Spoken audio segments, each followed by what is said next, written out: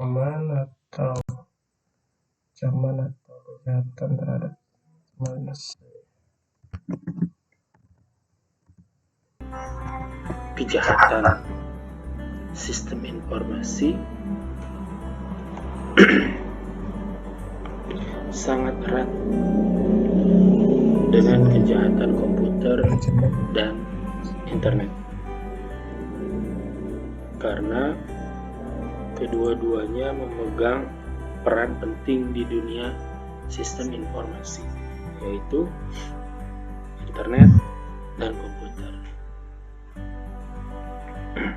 Sehingga seluruh elemen di dunia ini sekarang melibatkan yaitu komputer dan internet. Kejahatan sistem informasi pada dasarnya dilakukan terhadap aset-aset yang sangat penting, baik itu perusahaan atau individu, kemudian baik software, hardware, dan lain sebagainya. Sehingga ancaman atau kejahatan itu pasti terjadi, dan pasti yang sudah kita lihat ini sering terjadi ya, baik itu kepada perusahaan ataupun kepada individu. Individu di sini yang menjadi catatan adalah diri kita sendiri. Sehingga kita pun di sini harus mengantisipasi dari ancaman dan kejahatan terhadap informasi-informasi, baik aset dan informasi yang kita miliki. Begitu teman-teman. Berbicara kejahatan atau ancaman merupakan suatu aksi atau kejadian yang dapat merugikan individu atau seseorang. Merugikan di sini baik biaya atau tenaga, semua atau pikiran dan sebagainya, itu bagian dari kerugian akibat dari kejahatan dan ancaman tersebut. Merugikan di sini baik biaya atau tenaga, kejahatan terhadap informasi-informasi, baik aset dan informasi yang kita miliki.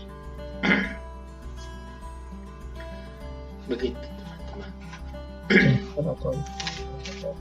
Berbicara kejahatan atau ancaman merupakan suatu aksi atau kejadian yang dapat merugikan individu atau seseorang.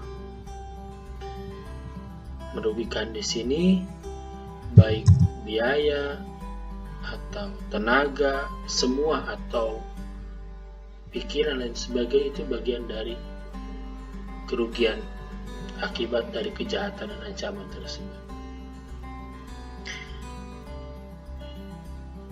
Ancaman di sini kita kategorikan sebagai berikut. Yang pertama, ancaman itu bisa terjadi dari hardware. Kita ambil contoh, misalkan kalau dari komputer itu mungkin harddisknya rusak, sehingga antisipasi dari ancaman tersebut kita harus sering membackup. Jadi jangan terfokuskan kepada harddisk. Jadi sekarang itu kan backup itu bisa di cloud, Google Drive, Dropbox dan lain sebagainya. Itu mengantisipasi dari hardware failure ya, kejahatan ancaman dari hardware. Sama seperti dengan antisipasi dari ancaman software. Contoh kalau software kita lihat misalkan Windowsnya korup, nggak bisa kebuka, nggak bisa masuk. Nah, hal-hal seperti itu tetap kita harus mengantisipasi. Jadi ancaman-ancaman semua itu kita harus antisipasi. Ada lagi yaitu brainware atau SDM-nya, sumber daya manusianya. Jadi kalau misalkan kita memiliki perusahaan dan ketika itu perusahaan kita, jadi kita jangan membebankan kepada seseorang. Jadi harus ada backup orangnya. Jadi jangan cuma dia yang tahu semua sistem, tapi minimal ada orang kedua atau orang ketiga yang memahaminya dan dapat dipercaya juga. Karena SDM yang berkaitan dengan sistem informasi ini, dia harus memiliki integritas, kejujuran. Nah, itu harus berakhlak yang baik juga. Kenapa?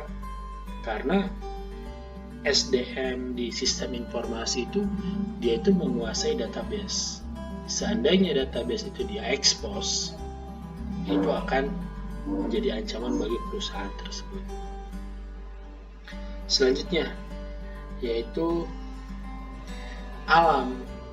Jadi alam di sini pun bagian dari ancaman. Contoh misalkan perusahaan kita dekat pantai.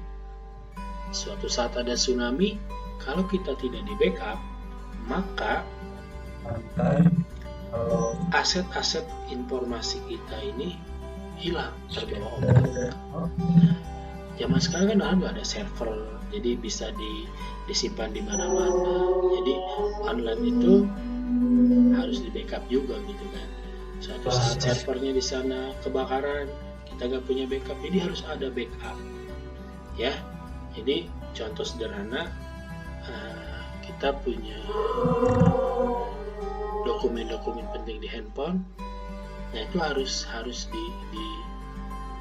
diamankan.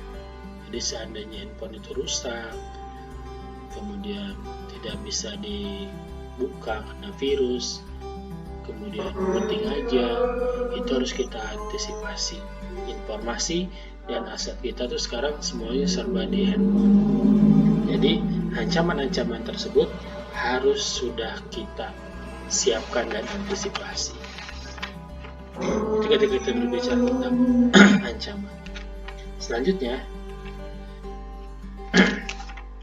ketika kita berbicara tentang informasi, jadi informasi di sini adalah suatu aset yang harus dilindungi dari ancaman penyalahgunaan. Jadi informasi itu kan bagian dari kekayaan yang harus dilindungi. Ide-ide, kemudian rahasia informasi itu harus dilindungi. Jadi kita ada yang harus dipublish dan ada yang tidak. Ada yang kebutuhan internal, ada yang kebutuhan eksternal. Kita ambil contoh. Dalam pembuatan sistem itu ada yang namanya hak akses. Sehingga jadi hak akses ini dibatasi. Apa saja untuk admin, apa saja untuk user. Ada batasan-batasan. Kalau seandainya user itu mengetahui semua yang ada di admin, sistem itu akan berantakan. Jadi di sini harus ada pembatasan informasi. Mana yang harus dikonsumsi publik, mana yang harus dikonsumsi untuk diri sendiri. Nah, di sini bagian dari belajar untuk diri kita sendiri. Mana yang harus disampaikan ke orang lain, mana yang tidak harus disampaikan. Jadi ada batasan-batasan penyampaian. Jadi informasi di sini ada yang bisa dikonsumsi untuk publik, ada yang tidak bisa dikonsumsi untuk publik. Jadi untuk diri sendiri, pribadi, dan untuk orang lain. Jadi kita harus bisa membedakan. Oh, ternyata informasi ini kalau kita sebarkan itu akan merugikan diri kita sendiri. Contoh banyak sekali, password dan lain sebagainya itu tidak boleh kita publish, PIN dan sebagainya tidak boleh. Boleh kita mempublish nomor ATM diri kita sendiri. Mana yang harus disampaikan ke orang lain, mana yang tidak harus disampaikan. Jadi ada batasan-batasan penyampaian. Jadi informasi di sini ada yang bisa dikonsumsi untuk publik, ada yang tidak bisa dikonsumsi untuk publik. Jadi hanya untuk diri sendiri, pribadi, dan untuk orang lain. Jadi kita harus bisa membedakan.